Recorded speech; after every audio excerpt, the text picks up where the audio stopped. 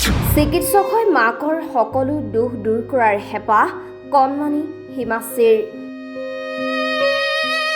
বৃক্কৰ এক জটিল ৰোগত আক্ৰান্ত হিমাশ্ৰী দেৱী।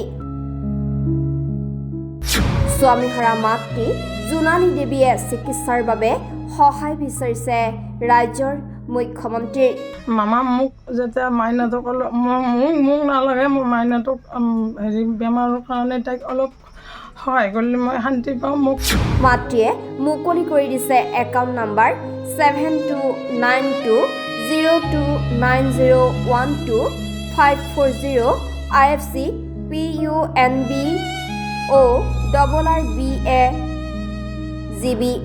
ৰঙিয়া দৰিদ্ৰ পৰিয়ালৰ সন্তান হিমাশ্ৰী দেৱীয়ে বৃক্কৰ এক জটিল ৰোগত আক্ৰান্ত হৈ চিকিৎসাৰ বাবে হাহাকাৰ কৰিব লগা হৈছে।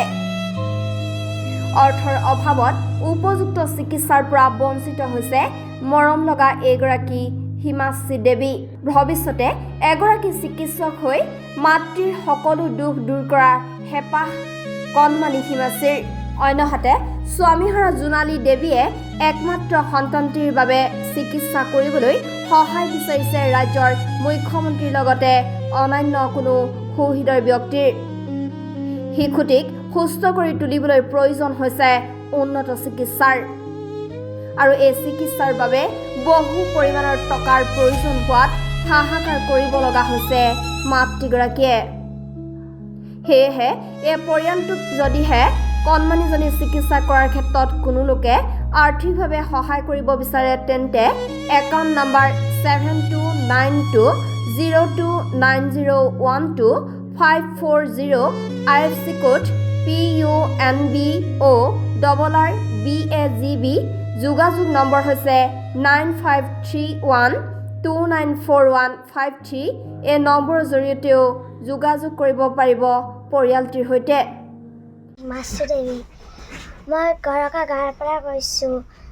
হেমন্ত মামা যাতে মোক সহায় কৰে, আৰু মই বহুত বেমাৰী, আৰু মাৰ তাতে টকা নাই আৰু ধান নাই মোৰ তাতে।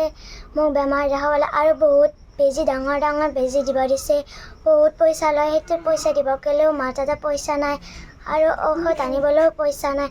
সেইকাৰণে যাতে মামাই যাতে সহায় কৰে। নমস্কাৰ।